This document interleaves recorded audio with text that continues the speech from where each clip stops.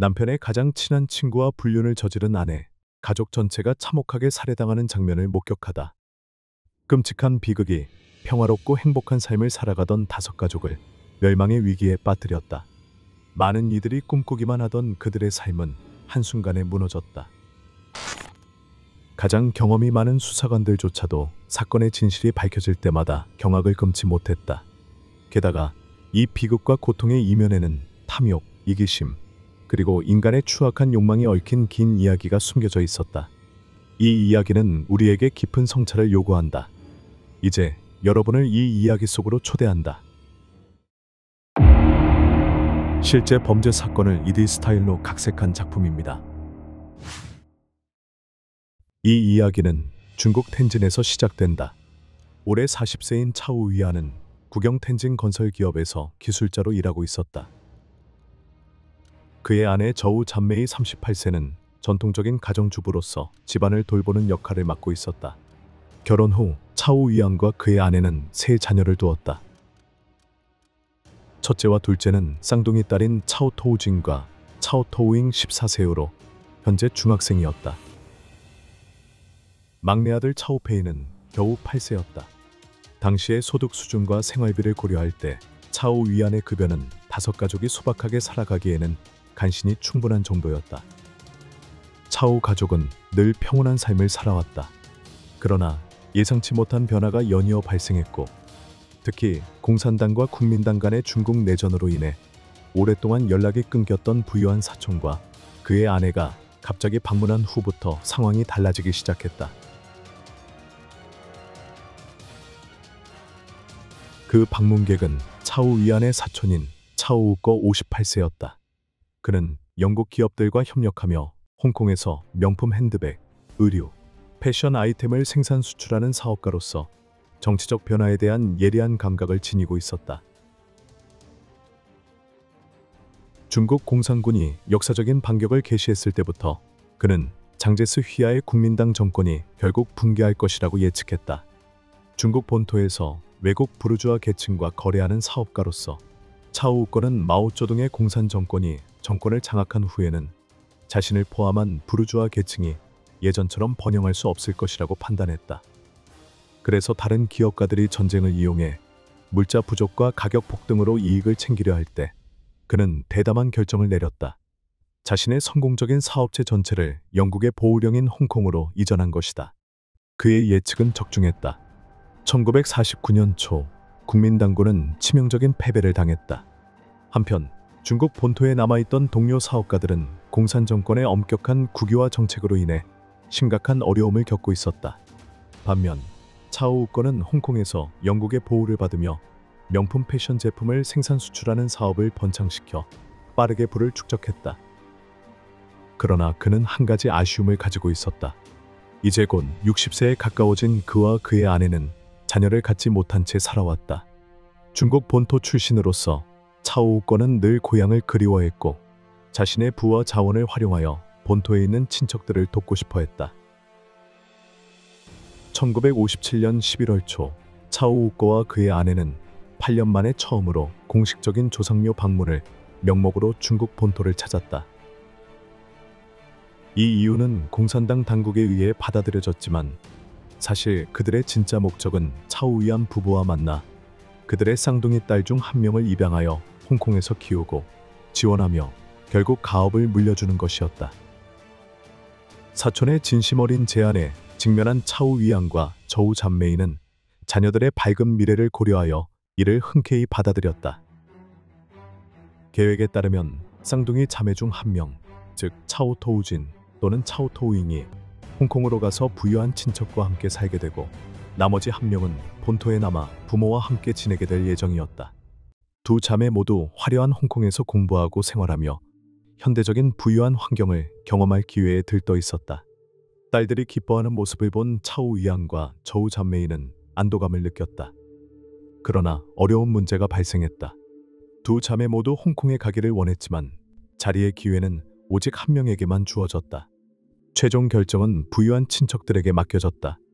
텐진에서 3일간 가족과 함께 지내면서 차우 우꺼와 그의 아내는 두 자매의 성격을 면밀히 관찰했다. 결국 그들은 쌍둥이 중 첫째인 차오 토우진을 홍콩으로 데려가 교육하고 양육하기로 결정했다. 그러나 입양과 관련된 법적 절차 때문에 차오 우꺼 부부는 1월 16일 홍콩으로 돌아가 서류 작업을 완료해야 했다. 법적 절차가 마무리되면 그들은 봄이 되어 복숭아꽃이 피는 시기에 다시 텐진을 찾아 차오 토우진을 홍콩으로 데려갈 계획이었다. 그러나 이 결정이 내려진 지 불과 2주 후 예상치 못한 비극이 발생했다. 1월 29일 오전 10시 차오 토우진이 홍콩행을 준비하며 영어 공부에 몰두하고 있던 중 갑작스럽게 극심한 복통을 호소하며 교실에서 고통스럽게 몸부림쳤다.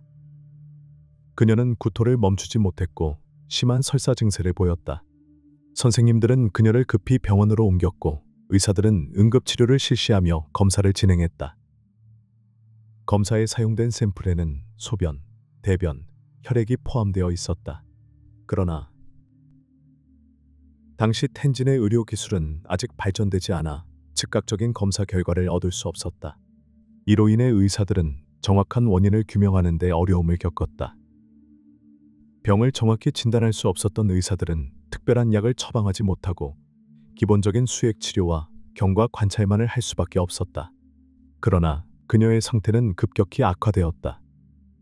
검사 결과가 나오기도 전에 불과 3시간 만에 차오 토우진은 깊은 혼수 상태에 빠졌다.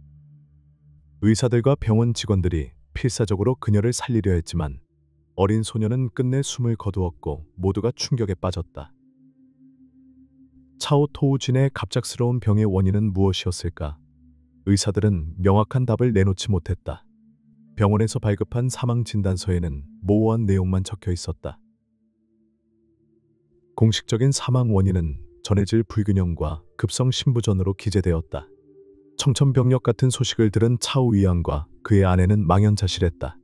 바로 그날 아침 영어 수업에 가기 전까지도 딸은 밝고 생기 넘치는 모습이었다. 어떻게 단 몇 시간 만에 모든 것이 이렇게 극적으로 변할 수 있었을까? 차오 위안은 차오 토우진이 자신의 친딸임을 증명하는 모든 서류를 제출하며 딸의 시신을 집으로 데려가 장례를 치르려 했으나 병원 측은 이를 거부했다. 중국 본토의 모든 공식 법정 문서상 차오 토우진은 이미 차오 우꺼와 그의 아내의 양녀로 등록되어 있었다.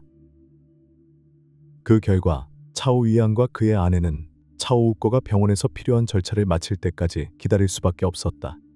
텐진에서 급히 발송된 전보를 받은 차오 우꺼와 그의 아내는 즉시 중국 본토로 돌아갈 준비를 했다.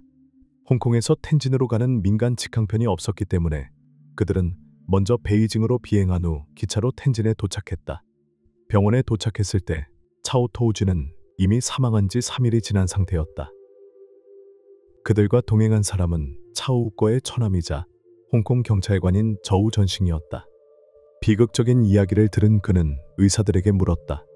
차오 토우진의 실제 사망 원인은 무엇입니까? 그러나 병원 직원들은 책임을 회피하며 서로에게 책임을 떠넘겼다. 최종적으로 나온 답변은 단 하나였다. 음식 중독으로 인 한급 성심부전일 가능성이 있습니다. 그러나 의사들의 무관심하고 무책임한 태도에 직면한 차오 위안과 그의 아내는 분노했다. 그들은 세 자녀 모두 외부에서 음식을 사 먹는 습관이 전혀 없었다고 강력히 주장했다. 매일 아침 저우 잠메이는 아이들이 학교에 가기 전에 직접 일찍 일어나 아침을 준비했고 그날 아침에도 토우진은 두 동생과 함께 평소처럼 아침을 먹었다. 그리고 만약 식중독이었다면 왜 토우진만 영향을 받았을까? 이 설명은 전혀 이치에 맞지 않았고 무책임한 변명에 불과했다. 저우 전싱은 과거 텐진 공항 국장인 마빈 차오와 함께 일했던 적이 있었고 현재도 그의 절친한 친구였다. 이 친분을 이용해 저우 전싱은 차오 위안과 저우 잠메이를 텐진 공항국으로 데려가 도움을 요청했다. 텐진 경찰은 차오 가족에게 사망 원인을 정확히 밝히는 유일한 방법은 부검을 실시하는 것이라고 알렸다. 법의학 전문가들이 철저한 검사를 진행하여 소녀의 몸에서 독극물 존재 여부를 분석하고 병원의 최종 의학 보고서를 기다려야 한다는 것이었다. 그러나 1950년대 후반 당시에는 전통적인 문화적 신념이 여전히 깊이 뿌리내리고 있었고 차오 가족은 강하게 반대했다.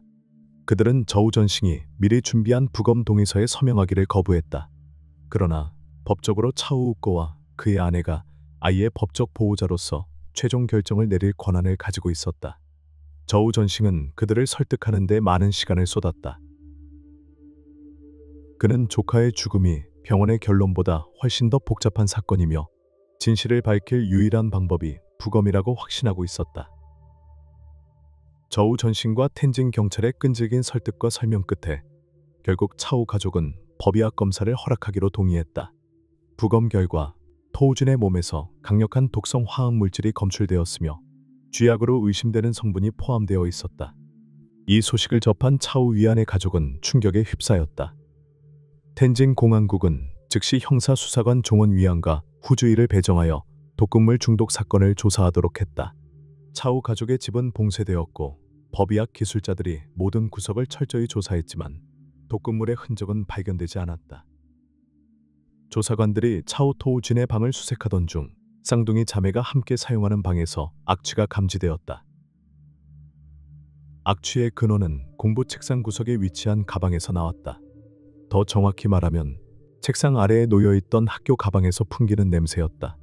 그 가방은 토우진과 토우잉의 것이었다. 법의학팀은 가방을 열어 조사했다.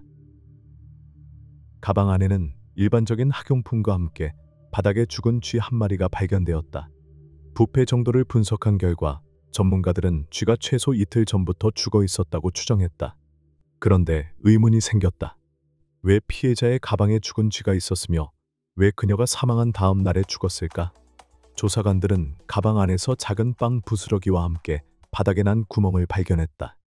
이 단서를 바탕으로 두 명의 형사는 가설을 세웠다. 토우진과 쥐가 같은 독극물로 인해 사망했을 가능성이 높았다. 즉, 가방에서 발견된 빵 조각이 오염되어 있었을 수 있었다. 누군가가 토우진에게 독이 든 빵을 건넸고 그녀는 다 먹지 못한 나머지를 가방에 보관했을 가능성이 컸다. 이후 쥐가 남은 빵을 먹고 같은 운명을 맞이한 것이었다.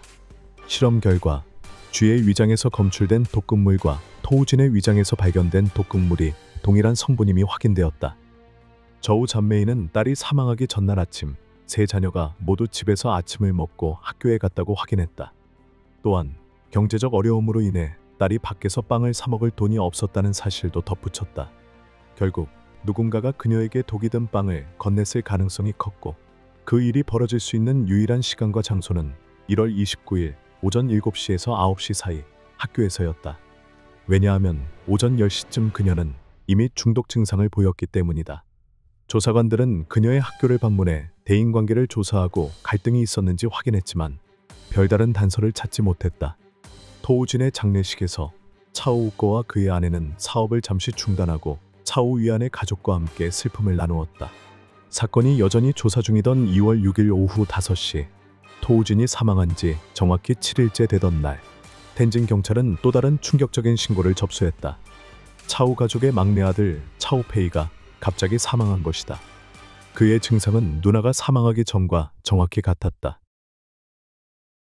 저우 잔메이는 즉시 이웃들에게 도움을 요청했다. 그러나 가족이 병원에 도착하기도 전에 소녀는 마지막 숨을 거두고 말았다.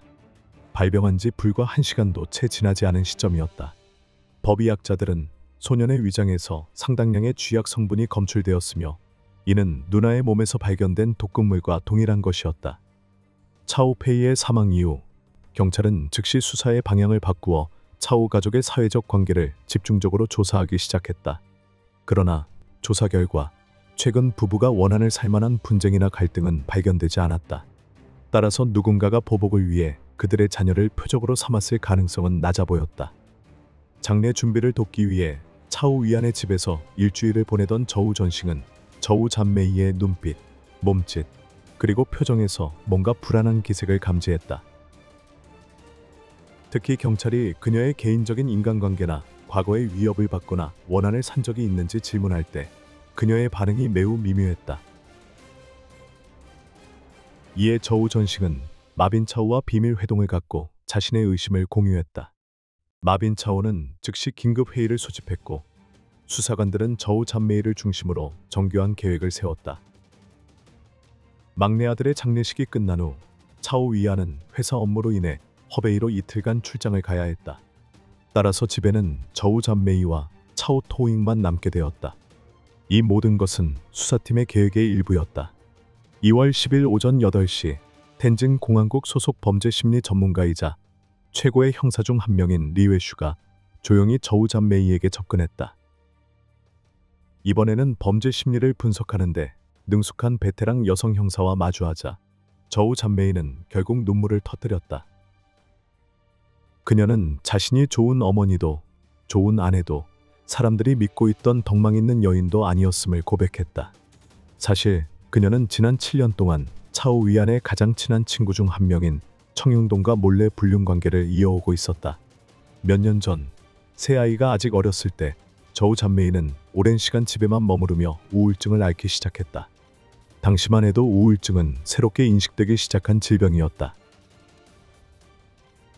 차오 위안은 군의관이자 오랜 친구였던 청용동에게 아내를 돌봐달라고 부탁했고 그는 직접 집으로 찾아와 치료를 도와주었다. 실제로 저우 잔메이의 상태는 청용동과의 은밀한 관계가 시작된 후 크게 호전되었다. 그러나 어느 여름날 아이들과 함께 외출했다가 우연히 청용동이 젊은 여성과 손을 잡고 있는 모습을 목격하고 말았다. 그들의 관계가 부적절한 것이었음을 알면서도 저우 잔메이는 질투와 이기심에 휩싸였고 애인이 다른 여성을 만난다는 사실을 받아들일 수 없었다. 격분한 그녀는 즉시 그와의 부끄러운 관계를 끝내자고 요구했다. 그러나 청용동은 태도를 바꾸어 만약 자신을 떠나려 한다면 이 사실을 차오 위안에게 모두 폭로하겠다고 협박했다. 하지만 저우 잔메이는 단호하게 관계를 정리하기로 결심했다. 그녀는 청용동이 귀여운 남성이었기에 감히 위협을 실행에 옮기지 못할 것이라고 생각했다.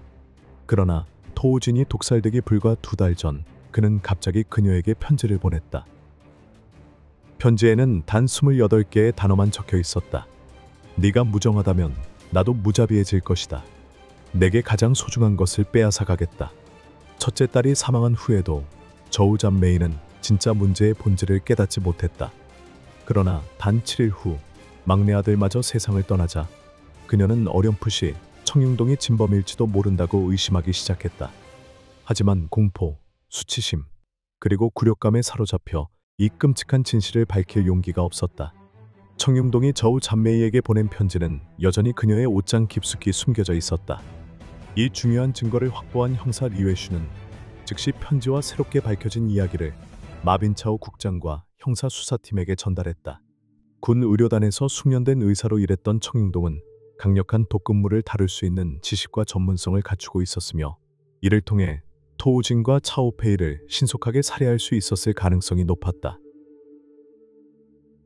마빈차오 국장은 지체 없이 국방부 내 청용동이 근무하는 해당 부서에 직접 연락하여 공조 수사를 요청했다. 군의관은 국방부 소속 군인으로 간주되었기 때문에 텐진 경찰은 적절한 승인 없이 병원에 직접 출입하여 조사를 진행할 수 없었다. 따라서 경찰은 특정한 법적 절차를 따라야 했다. 청용동이 이번 독살 사건의 주범으로 강하게 의심되면서 그는 즉시 직무 정지 처분을 받았고 관련군 당국의 협조 아래 텐진 공항국의 신병이 넘겨져 조사를 받게 되었다. 조사관들이 그가 저우 잔메이에게 보낸 편지를 증거로 제시하자 청용동은 격렬히 혐의를 부인했다. 그는 전후의 아내와 부적절한 관계를 맺은 것은 사실이지만 처음부터 자신이 계획한 것이 아니라 저우 잔메이가 유혹한 것이라고 주장했다. 또한 그는 해당 편지를 보낸 이유가 단순히 저우 잔메이를 협박해 관계를 지속하기 위한 것이었으며 그녀의 자녀들에게 위해를 가할 생각은 꿈에도 하지 않았다고 맹세했다. 게다가 2번의 독살 사건이 발생한 당시 그는 베이징에서 전문 연수를 받고 있었다. 그의 동료들과 친구들은 모두 그가 사건 발생 시기 동안 베이징에 있었다고 증언할 수 있었다. 철저한 조사 끝에 독살이 발생한 기간 동안 청용동이 베이징을 떠난 적이 없다는 사실이 확인되었다. 그의 동료, 동창, 강사진 모두 이를 증명했다. 그러나 군의관으로서 부적절한 행동을 저질렀다는 이유로 그는 저우 잔메이와 7년간 불륜을 저질렀다고 자백한 즉시 무기한 직무 정지 처분을 받았다. 그런데 조사실을 떠나기 전 청용동은 씁쓸한 웃음을 지으며 형사들을 충격에 빠뜨리는 한마디를 내뱉었다. 이 모든 것은 차후 위안이 치러야 할 대가일 뿐이다. 경찰은 여전히 의심스러운 점이 많다고 판단하여 그를 추가 신문을 위해 구금하기로 결정했다. 처음에 그는 여전히 반항적인 태도를 보이며 자신에게 내려진 징계 조치에 대한 분노로 가득 차 있었다. 그는 비웃으며 조사관들에게 협조하지 않고 도발적인 태도를 유지했다.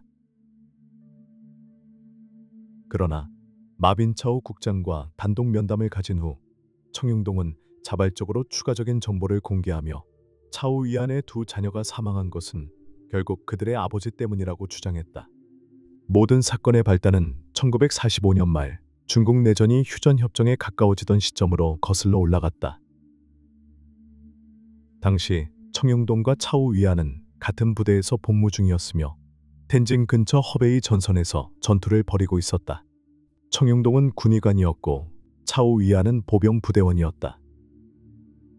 텐진 외곽에서 행군 중이던 차오 위안의 부대는 뜻밖에도 국민당군과 조우했다.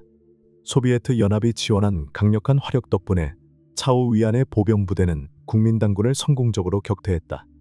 그러나 지나친 자신감에 사로잡힌 차오 위안과 그의 분대는 상관의 명령을 무시하고 후퇴하는 적군을 쫓았다. 하지만 지형에 익숙하지 않았고 해가 저물면서 결국 길을 잃고 말았다. 다음 날 새벽, 차오 위안과 병사 7명은 가까스로 부대로 복귀했다. 그러나 그들의 뒤를 따라온 4명의 민간인이 있었다. 3명의 여성과 1명의 남성이었다. 차오 위안의 설명에 따르면 그들이 전날 밤 후퇴하는 국민당군을 추격하던 중 일부 병사들이 한 가정집으로 뛰어 들어가는 것을 목격했다는 것이었다. 그러나 집을 포위하고 철저히 수색한 결과 적군의 흔적은 발견되지 않았다. 대신 집안에서 국민당군 군복 3벌이 나왔다. 이에 차오 위안의 분대는 이 가족이 후퇴하는 적군을 숨겨주고 도운 것으로 의심하여 즉시 체포했다. 국민당군 군복이라는 결정적인 증거가 있었기 때문에 이 4명의 가족은 변명할 여지 없이 강제노동 개조 수용소로 보내졌다. 그러나 청용동은 차오 위안의 이야기를 전혀 믿지 않았다. 그는 압수된 군복 3벌 중 하나가 사실 차오 위안 본인의 것이었다는 사실을 알고 있었다. 전투에서 승리한 후 추운 날씨 때문에 차오 위안은 적군의 군복을 하나 챙겨 속옷 위에 껴입었다. 그리고 그 군복의 왼쪽 어깨에는 찢어진 자국이 있었는데 차오 위안은 이를 군 의료 텐트에서 청용동에게 수선해달라고 부탁한 적이 있었다. 바느질 자국을 확인한 청용동은 즉시 그것이 자신의 바느질임을 알아차렸다. 그 가족이 강제노동 수용소로 보내진 후 술에 취한 차오 위안은 결국 모든 진실을 청용동에게 털어놓았다.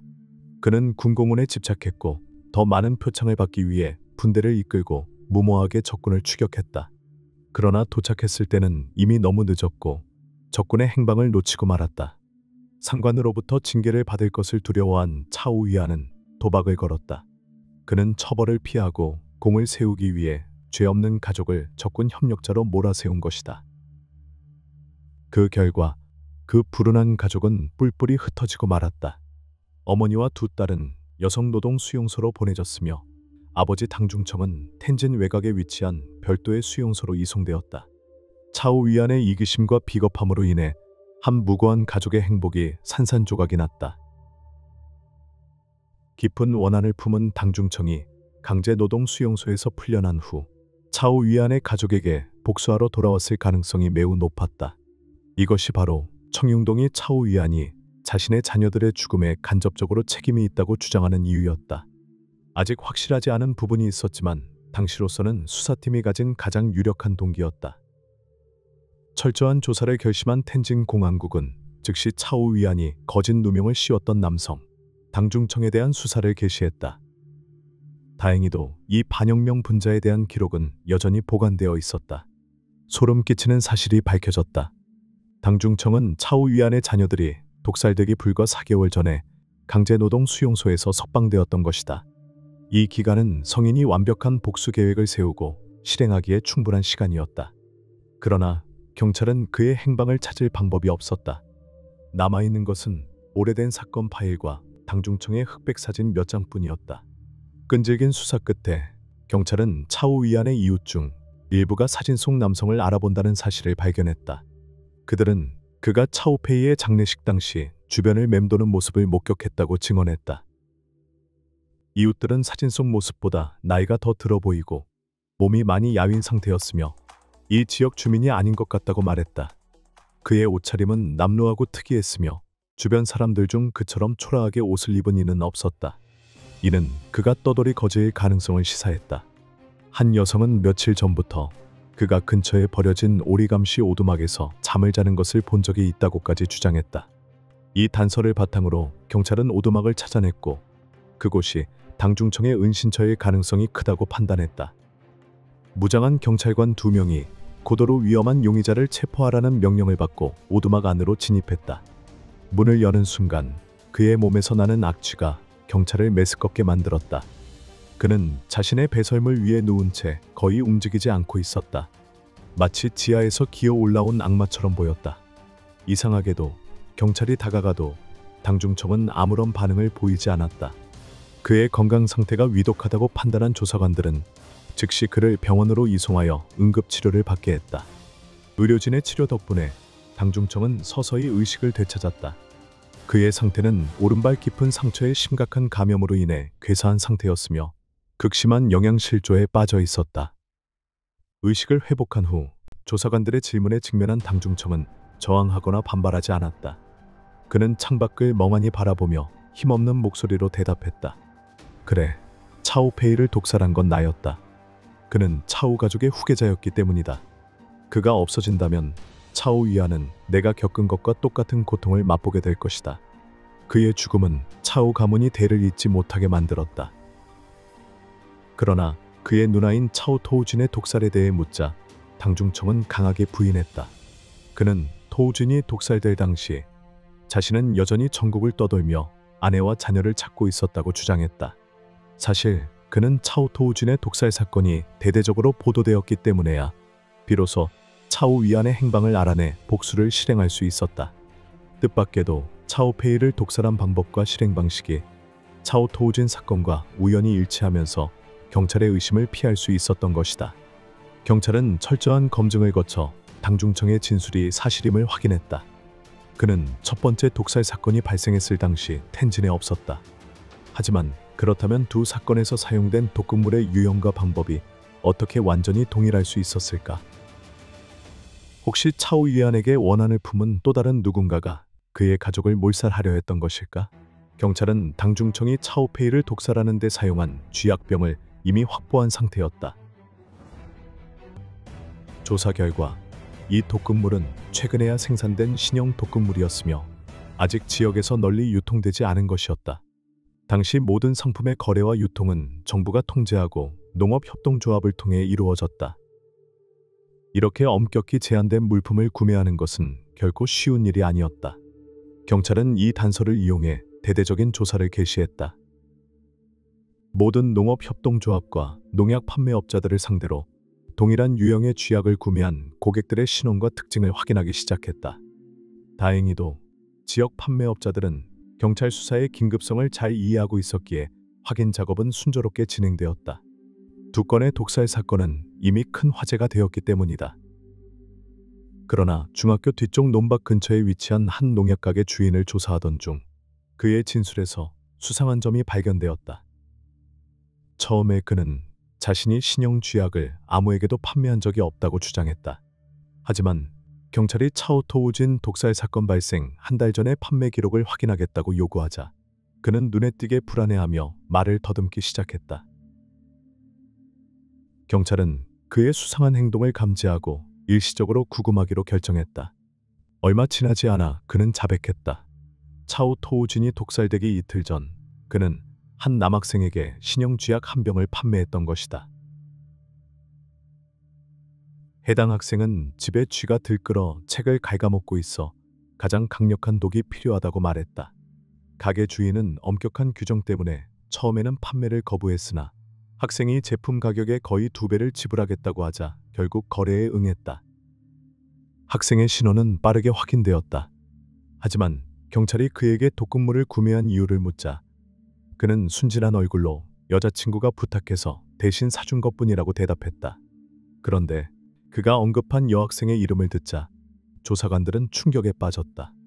그 학생은 다름 아닌 차오토우잉, 차오토우진의 쌍둥이 동생이었다. 즉시 특별수사팀이 차오 위안의 집으로 다시 파견되었다. 집안에는 무거운 침묵과 음울한 기운이 감돌고 있었다.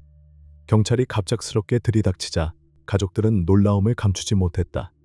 형사들은 서두를 것 없이 단도직입적으로 질문을 던졌다. 지금 차오토잉은 어디 있습니까? 저우 잔메이는 급히 자리에서 일어나 경찰들을 따라 뒷마당으로 향하며 소리쳤다.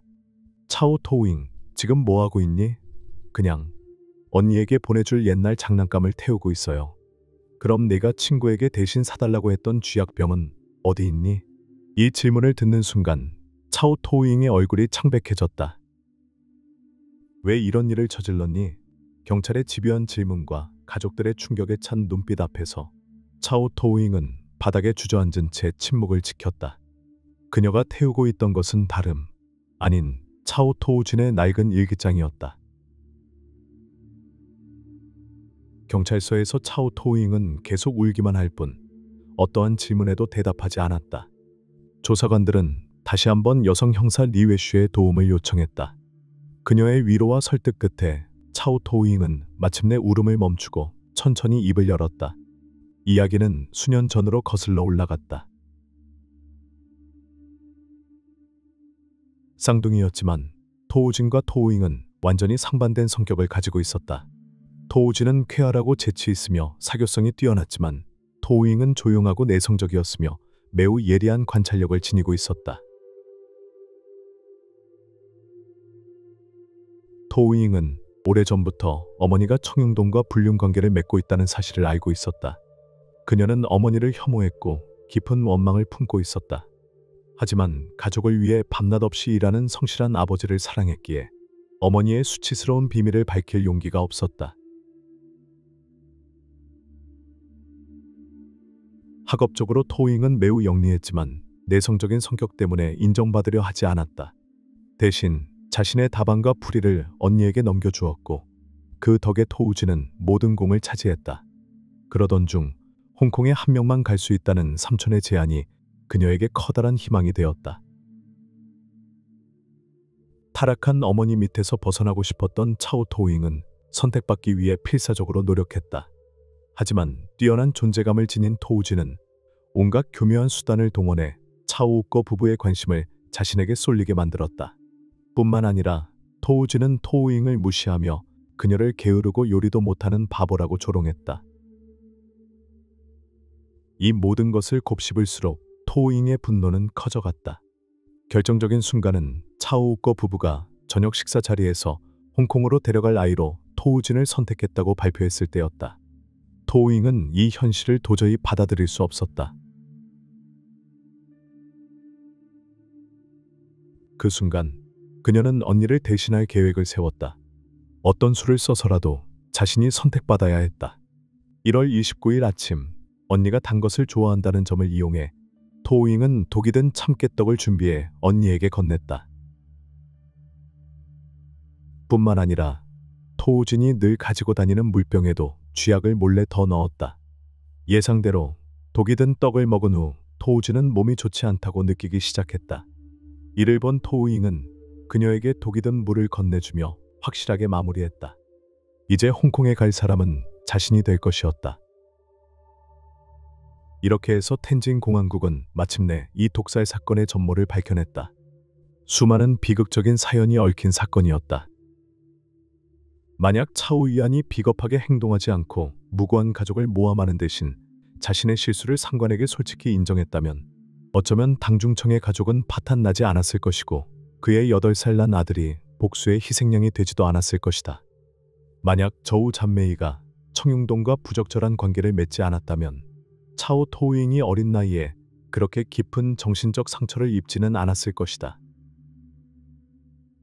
만약 차오 토우진이 동생의 노력과 성취를 가로채지 않고 정직하게 행동했다면 그녀 역시 그렇게 비극적인 운명을 맞이하지 않았을지도 모른다. 하지만 결국 만약은 어디까지나 가정일 뿐이다. 법은 엄격하며 범죄를 용납하지 않는다. 1958년 6월 20일 사건 발생 5개월 후 텐진 중급인민법원은 당중청에게 살인죄로 사형을 선고했고 그는 즉시 형이 집행되었다. 차오 토잉 역시 살인죄로 유죄 판결을 받았으며 사형을 선고받았다. 그러나 그녀가 미성년자였기 때문에 소년교도소에서 18세까지 개전의 기회를 갖도록 하였으며 이후 성인이 되면 정식으로 형을 집행하기로 결정되었다. 이 사건을 조사하면서 나는 깊은 생각에 잠기게 되었다. 현대 사회에서도 과연 인과응보가 존재하는 것일까? 이 사건에 대해 여러분은 어떻게 생각하는가? 의견을 댓글로 남겨주세요. 오늘은 여기까지. 다음에 다시 만나요.